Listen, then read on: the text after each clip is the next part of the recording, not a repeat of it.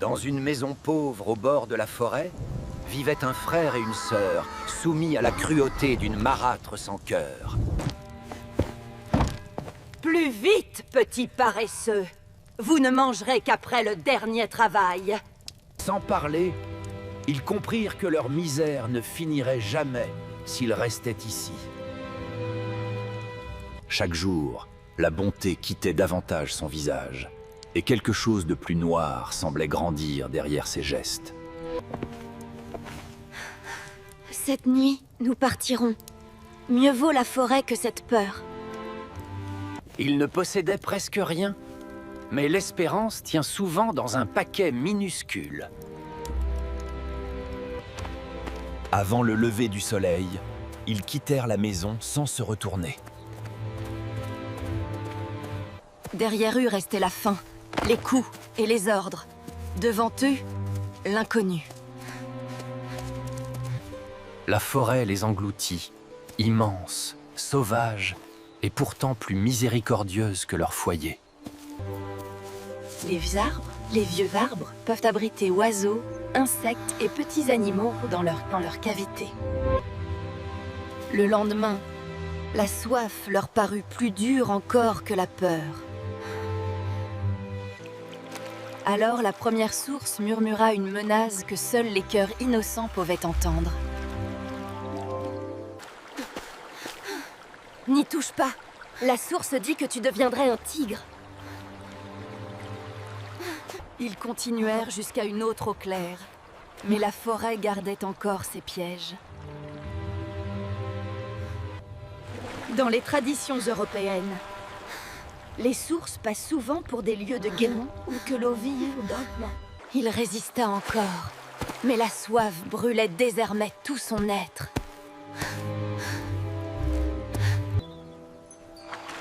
Au cœur d'un silence surnaturel, la troisième source attendait. Je n'en peux plus, ma sœur. Je dois boire, quoi qu'il arrive. À peine eut-il bu que le petit frère fut changé en faon enchanté. Les cervidés naissent souvent couverts de taches claires qui les aident à se fondre dans les sous-bois. Ici, pour ne jamais oublier qui il était, elle lui noua un ruban d'or au cou. Puis elle l'attacha d'un lien léger, non pour l'emprisonner, mais pour le protéger. Ensemble, ils marchèrent plus avant sous les arbres, désormais liés par un destin nouveau.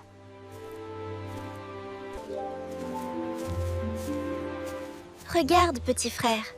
Peut-être que cette maison nous gardera en vie.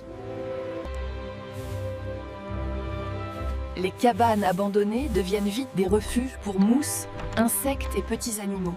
La pauvreté n'avait pas disparu, mais elle était désormais adoucie par la liberté. Chaque jour, elle nourrissait le faon et cherchait de quoi vivre dans les dons de la forêt. Même changé, le petit frère gardait dans ses élans la joie vive de l'enfance. Les jours se changèrent en semaines, et leur solitude prit la forme paisible d'une petite vie cachée. Les faons se fient beaucoup à l'odorat et au son pour reconnaître ce qui leur est familier. Dans le conte, un matin, la perle à forêt fut rompue par les cors et les chiens du roi. Le roi chassait dans cette forêt, sans savoir quel secret y vivait. Jamais il n'avait vu un animal aussi gracieux, ni un collier aussi singulier sur une créature sauvage. Le faon courut plus vite que les chiens, plus léger que le vent entre les arbres. Les cervidés captent très vite les sons grâce à leurs oreilles mobiles. Cette vigilance naturelle renforce dans les contes. Petite sœur, ouvre-moi. Je suis de retour et les chasseurs sont derrière moi. La curiosité du roi devint plus forte que le désir de la chasse. Le cœur battant, elle savait qu'un seul geste pouvaient livrer leur refuge au monde. N'aie pas peur. Je ne suis pas venu pour vous nuire, mais pour comprendre qui vit ici.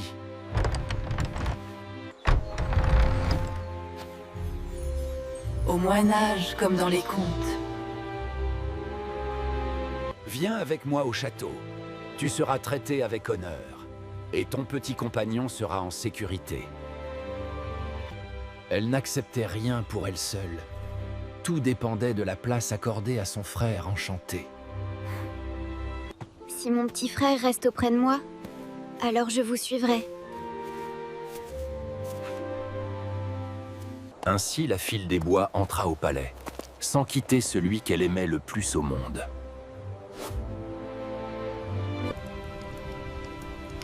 Les vêtements royaux racontaient le rang avant même qu'un mot soit prononcé. Dans les contes, changer d'habit signifie... Le mariage fut célébré avec joie, et la jeune fille devint reine. Au milieu de l'or et de la musique, elle n'oublia ni la forêt, ni l'enfant qu'elle avait perdu sous cette forme nouvelle. Même reine, elle continua de veiller sur lui, comme autrefois dans la cabane. Le bonheur semblait enfin durable, et le palais s'habituait à cet étrange petit compagnon royal.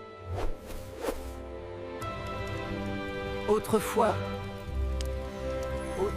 les naissances royales étaient des politiques autant que familiaux. Quand la nouvelle du mariage et de l'enfant lui parvint, la vieille haine se ralluma aussitôt. Le trône aurait dû être à toi. Nous allons reprendre ce qui nous a échappé. Le mal entra au palais sous l'apparence du soin et du service. Venez, Majesté. La vapeur vous rendra des forces et apaisera votre douleur. Dans beaucoup de récits anciens, la vapeur et la fumée brouillent les frontières entre soin et danger, parce qu'elle cache ce qui se prépare à l'œil humain. Ensuite, elle fit prendre à sa fille l'apparence de la morte, afin que personne ne soupçonne le crime. Le bébé reposait près d'une mère qui n'était déjà plus la sienne. Les animaux distinguent souvent les personnes par l'odeur, la voix et l'attitude. Dans les contes, cette sensibilité devient... La première nuit après le crime, quelque chose de doux et d'impossible entra dans la nurserie. Que fait mon enfant? Que fait mon petit Faon? Je ne puis rester que 2 fois encore.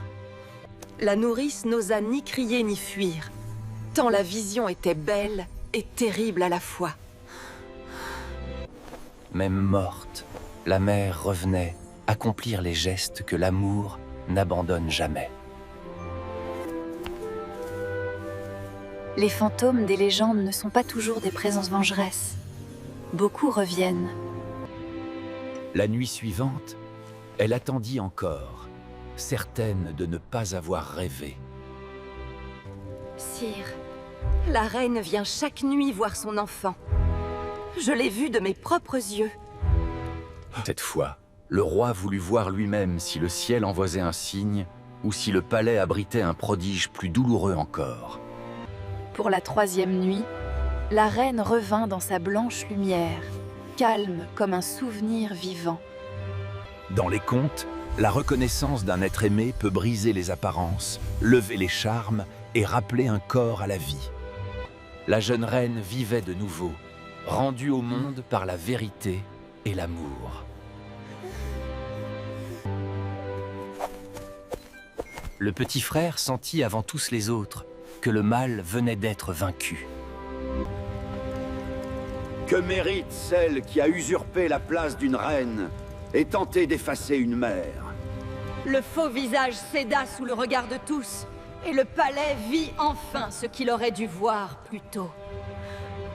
Les contes anciens infligent souvent des peines sévères pour rappeler que le mal délibéré détruit l'ordre du monde autant qu'il blesse les innocents. Le temps du secret était fini.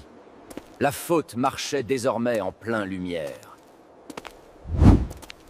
La sorcière fut conduite au feu pour ses crimes, et sa fille reçut un châtiment digne de sa cruauté. Dès que la sorcière fut détruite, l'enchantement commença à se défaire.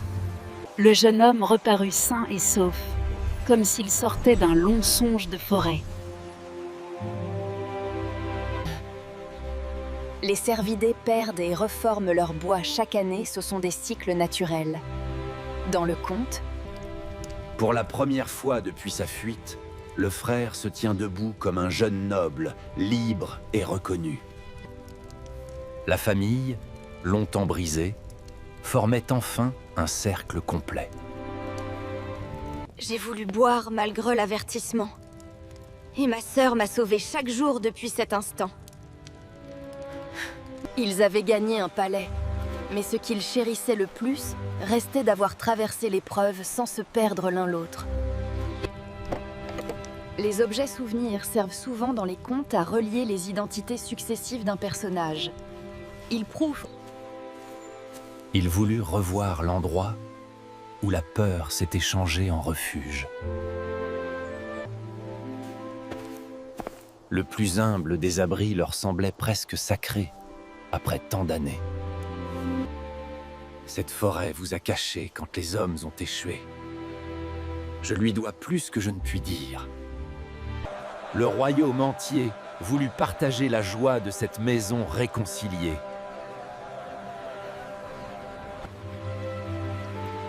les reflets sur l'eau déforment légèrement les formes selon l'angle de la lumière et les rides de la surface. Le frère, autrefois perdu dans la forêt, apprit maintenant à guider l'enfant du royaume avec patience. Le sauvage et le royal s'accordaient peu à peu en lui, comme deux vies enfin réconciliées. Même au palais, il gardait la langue secrète des enfants qui ont survécu ensemble. Le plus simple des objets peut devenir un trésor, lorsqu'il porte en lui toute une histoire de fidélité. Les métamorphoses des contes expriment souvent des vérités intérieures. Le royaume semblait plus vaste encore, quand il n'y avait plus ni mensonge, ni menace pour le troubler. Le conte s'achevait non par un miracle isolé, mais par une famille enfin réunie dans la vérité. Là où la peur avait commencé, la paix pouvait désormais revenir. Comme beaucoup de contes des frères Grimm, cette histoire mêle cruauté, merveille et justice pour rappeler que la bonté persévérante finit par traverser l'épreuve. Ainsi s'acheva l'histoire du frère transformé, la fidélité de la sœur, la vérité révélée